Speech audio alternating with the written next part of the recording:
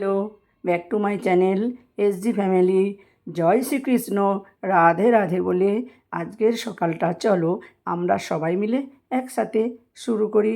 তো সবাইকে জানাই গুড মর্নিং, শুভ সকাল।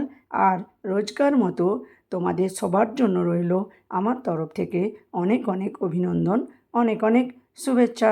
তো রোজকার মতো আজকেও তোমাদের কাছে একটি গল্প নিয়ে হাজির হয়ে গেছি সাত সকালে। তো দেখো, আজকের গল্পটা সত্যি ভালো লাগবে। আপন মানুষ তো কত তাড়াতাড়ি পর হয়ে যায়, কিন্তু পর মানুষও অনেক সময় সত্যিই আপন হয়ে ওঠে। আপনের জন্য যতটা না কষ্ট হয়, এই পর মানুষ বলতে এক দিদাকে এখানে দেখিয়েছে। তো ওই দিদার জন্য সত্যিই দুজন মানুষ অনেক কষ্ট পেল দিদার অনুপস্থিতিতে। তো এই নিয়ে আজকের গল্পটা আমার ভালো লাগলো। আজকে হাফটা দিলাম, কাল আবার হাফটা দেবো, নাহলে তোমরা বোর হয়ে যাবে। তো চলো দেখো। দেখো সৈকত, আমাদের পাশের ফ্ল্যাটে দিদা বড্ড বিরক্তিকর। উফ, ভদ্রমহিলা তো প্রাইভেসি মেনটেনই করতে জানেন না। যখন তখন বেল বাজিয়ে ঢুকে পড়েন ফ্ল্যাটে, তারপর আমায় রান্না শেখাতে লেগে যান, অথবা আমার ঘর গোছাতে শুরু করেন। ওনার কি কেউ নেই? সৈকত একটু বিষণ্ণ গলায় বলল, আছে নন্দিতা, ওনার মেয়ে জামাই আছে, ওরা ব্যাঙ্গালোরে থাকে, দুজনেই সার্ভিস করে। এখানে এসেছিল সেই মাস 6 আগে। নন্দিতা কফি মাগটা সৈকতের সামনে নামিয়ে দিয়ে বলল, তা উনি তো ওখানে গিয়ে থাকলেই পারেন। সৈকত বলল, না, উনি থাকবেন না, গিয়েছিলেন মাসখানেকের জন্য, ফিরে এসে বললেন, সৈকত চলে এলাম, আমার এই ফ্ল্যাট জবরদখল হয়ে যাওয়ার ভয়। আমার কাছেই চাবি ছিল ওনার ফ্ল্যাটের। একটু রাগ হয়েছিল, বলেছিলাম, কেন দিদা, জবরদখল হবে কেন, চাবি তো আমার কাছে ছিল। উনি বললেন, মেয়ে বলেছে থাকবে না যখন তখন বেচে দেব, তাই তড়িঘড়ি পালিয়ে এলাম। মেয়ে জামাইয়ের সংসারে বিশেষ পাত্তা পাননি। নন্দিতা বলল, সবই বুঝলাম, কিন্তু ভদ্রমহিলার তো প্রায় 75 বছর বয়স হলো, এখন এভাবে একা থাকাটা কি ঠিক? নন্দিতা আর সৈকতের বিয়ে হয়েছে মাত্র 8 মাস। এর আগে অবশ্য 3 বছরের প্রেমের ইতিহাস আছে। সৈকত কর্পোরেট কোম্পানিতে জব করে, আর নন্দিতা মর্নিং শিফটে একটা কিডজি স্কুলে পড়ায়। সৈকত এই ফ্ল্যাটটা কিনেছে বছর 1.5 হলো। নন্দিতা বিয়ের আগেও বার 3 এসেছে সাজানো গোছানোর জন্য। তখন বুঝতে পারিনি পাশের বাড়ির বয়স্ক মহিলা এতটা বিরক্তি উৎপাদন করবে। ভেবেছিল দুজনের পুতুল খেলার সংসার আস্তে আস্তে সেজে উঠবে নির্জনে। এমনকি নন্দিতা নিজের মা বাবাকেও বলেছে, আমরা সব শিখে নেব, তোমরা এত টেনশন করো না তো। সৈকতের দেশের বাড়ি দুর্গাপুরে, সেখানে এখনও যৌথ পরিবার, 2 কাকা, সৈকতের বাবা মা কাকিমারা, সে এক এলাহি কাণ্ড। নন্দিতার বেশ ভালোই লেগেছে ওখানে হৈ হৈ করে কাটাতে দিন 4। কিন্তু নন্দিতা একটু নির্জনতা পছন্দ করে। হুট করে নিজের একান্ত ব্যক্তিগত বিষয়ে কাউকে এন্ট্রি দিতে রাজি নয় ও। সৈকত বলল, তোমার 2 দিনেই অভ্যেস হয়ে যাবে বুঝলে, উনি এমনিতে মানুষ খুব ভালো। আমি যখন একা থাকতাম তোমায় তো বলেছি, প্রায় এটা ওটা খাবার নিয়ে এসে দিয়ে যেতেন। নন্দিতা বিরক্তির ঢঙে বলল, আসলে তুমি বাড়িতে থাকতেই কখন? আমি স্কুল থেকে 11টার মধ্যে ফ্ল্যাটে ঢুকে যাই, তখন থেকে ওই মৈত্রী দেবীর অত্যাচার শুরু হয়। আজ আমায় মোচার ঘন্ট শেখাতে এসেছিলেন, এক ফালি মোচা নিয়ে।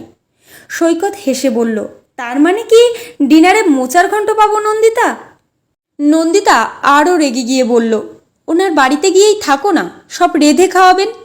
আবার নিজের একটা ঝকমকে স্বর্ণচুরি শাড়ি নিয়ে এসে আমায় বললেন, এটা পরে একদিন ঘুরে আসবি আমার নাতির সঙ্গে, এসব অরিজিনাল জিনিস আর পাবি না।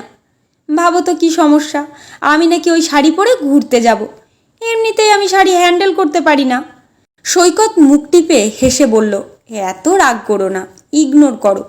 নন্দিতা বলল, আমি পারি না সৈকত এইভাবে ইগনোর করতে, হয় তুমি ওনাকে ডিরেক্ট কিছু বলবে, না হলে আমি বলবো। ওহো, তুমি তো আবার কিছু বলবে না, সকলের কাছে ভালো হয়ে থাকবে। আমিই বলে দেবো ওনাকে যে আমার একটু প্রাইভেসি দরকার হয়, এমন হুটহাট আসবেন না, যা ভাবে ভাববে। সৈকত কিছু না বলে ল্যাপটপটা খুলে বসলো। মৈত্রী দিদা তো মাই ডিয়ার মানুষ, দাদু রেলের ইঞ্জিনিয়ার ছিলেন, কত জায়গা ঘুরেছেন উনি, সেসব অভিজ্ঞতার কথা গল্প করেন। শুনতে তো মন্দ লাগে না সৈকতের, তাতে নন্দিতা এত রেগে যাচ্ছে কেন? এই বিশাল কমপ্লেক্সের ফ্ল্যাটগুলোতে কেউ কারোর গেটে নক করে না বললেই চলে। যে যার নিজের নিজের মতো, কেউ কারোর খোঁজ নেয় না। যৌথ পরিবার থেকে আসার পরে সৈকতের কেমন একলা লাগতো প্রথম প্রথম। তখন দিদাই যেচে এগিয়ে এসেছিলেন, নিজেই গল্প জুড়েছিলেন। আসলে দাদুই নাকি বছর দুয়েক আগে বাড়ি বিক্রি করে ফ্ল্যাট কিনেছিলেন, তাই নিয়ে দিদার সঙ্গে ঝগড়াও হয়েছিল। দিদা বলেছিলেন, না আছে উঠোন, না আছে নিজস্ব ছাদ, এর নাম নাকি বাড়ি। দাদু বলেছিলেন, এত বড় বাড়ি কে দেখবে মৈত্রী? এই ফ্ল্যাট কেনার মাত্র 2 মাসের মাথায় দাদু মারা যান। মোটা সুদ পান দিদা, তাতেই ওনার ভালো চলে যায়। কিন্তু আক্ষেপ একটাই, এ চত্বরে কথা বলার কেউ নেই, কেউ প্রাণ খুলে গল্প করে না। সৈকতকে খুব ভালোবাসেন দিদা। ও ভেবেছিল নন্দিতার সঙ্গেও ভালো বন্ডিং হয়ে যাবে, কিন্তু এমন যে হবে কে জানতো। নন্দিতা আজ ভেবেই নিয়েছে এই ভদ্রমহিলার অত্যাচার গত 8 মাস ধরে অনেক সহ্য করেছে, আর নয়, এবারে বলতেই হবে। স্কুলে যাবার মুখেই মৈত্রী দিদা বললেন, হ্যাঁ রে, আজ রাখির দিনেও তো ছুটি নেই, যত সব বিদেশি স্কুলে পড়াস, আমাদের কালচার সব উড়ে গেল। নন্দিতা একটু বিরক্ত হয়েই বলল, সকলের তো আর আপনার মতো এমন অঢেল সময় নেই দিদা, এখন সবাই ব্যস্ত। দিদার মুখে অনাবিল হাসি, তা যা বলেছিস, আমার তো অফুরন্ত অবসর। স্কুলে দেরি হয়ে যাবে বলেই কথা না বাড়িয়ে ছুটল নন্দিতা। ফিরে এসে বুঝিয়ে বলে দেবে, ওনার এই সবেতে কথা বলা একেবারেই পছন্দ করছে না ও। সৈকতের ঘুম ভাঙল বেলের আওয়াজে। নন্দিতা ডেকে দিয়ে গেলেও আর একটু ঘুমিয়ে পড়েছিল সৈকত। বোধহয় রিক্তা পিসি এলো কাজ করতে। দরজাটা খুলতেই একমুখ হেসে দিদা বললেন, তাড়াতাড়ি স্নান করে আমার বাড়িতে আয়, আজকে দরকার আছে। সৈকত একটু হকচকিয়ে বলল, কেন দিদা, কেউ এসেছে? আমায় তো একটু পরেই অফিসে দৌড়াতে হবে। দিদা বললেন, তোর বেশি সময় নেব না। স্নান করে দিদার ঘরে ঢুকতেই একটু চমকে গেল সৈকত। দিদা বললেন, নে নে বস। হুম, আজ সোফায় বসবি না, মাটিতে আসন পেতে দিয়েছি, বস। আসনে বসতেই দিদা থালায় সাজিয়ে গরম লুচি, তরকারি, মিষ্টি এনে দিলেন। হাতটা টেনে নিয়ে একটা রাখি পরিয়ে বললেন, তোর কি পছন্দ হবে না হবে বুঝতে পারিনি, তাই কিছু কিনিনি, এই খামে কয়েকটা টাকা আছে, তুই পছন্দ মতো কিনে নিস। সৈকত বলল, এ মা, আগে বললে না কেন? তাহলে আমিও তোমার জন্য গিফট আনতে পারতাম। দিদা হেসে বললেন, ধুর পাগল, আমার কি জিনিসের অভাব আছে রে? ভোগ করার লোক নেই, তুই বরং আমায় একদিন কলকাতার একটা ভালো রেস্টুরেন্টে নিয়ে যাস। সৈকত ঘাড় নেড়ে বলল, কবে যাবে বলো, নিয়ে যাব। দিদার দেওয়া খামটা খুলে দেখল 5,000 টাকা দিয়েছে দিদা। এত কেন? বলতেই দিদা বললেন, একটা ভালো শার্ট প্যান্ট কিনবি। নন্দিতা বাড়ি ফিরে ফ্ল্যাটের চাবি ঘোরাচ্ছিল, যথারীতি দিদা বেরিয়ে এলেন। কান বটে মহিলার। কিরে, ফিরলি? চেঞ্জ করে একবার আমার ঘরে আসিস তো। নন্দিতা মুখের ওপর বলতে যাচ্ছিল, এখন সময় হবে না দিদা, কিন্তু ওনার হাসি হাসি মুখের দিকে তাকিয়ে ঠিক বলা হলো না। ফ্রেশ হতেই আবার বেল, কিরে আয়। নন্দিতা ওনার ফ্ল্যাটে ঢুকতেই দেখল সামনে একটা আসন পাতা, তার পাশে একটা থালায় চন্দন আর রাখি রাখা আছে। নন্দিতার কোনো ভাই নেই, ওরা 2 বোন।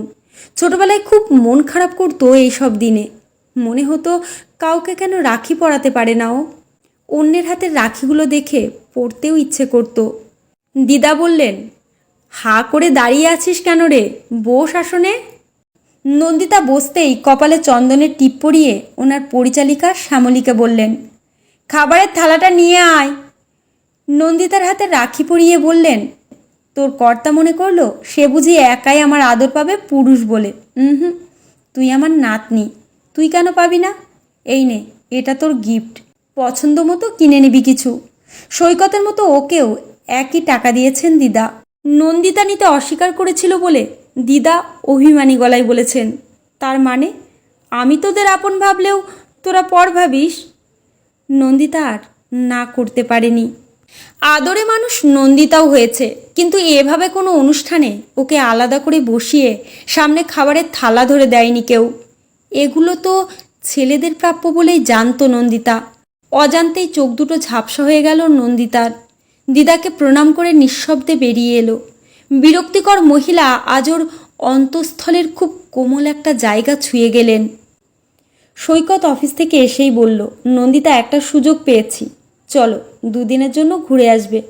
নন্দিতা বলল, কোথায় গো?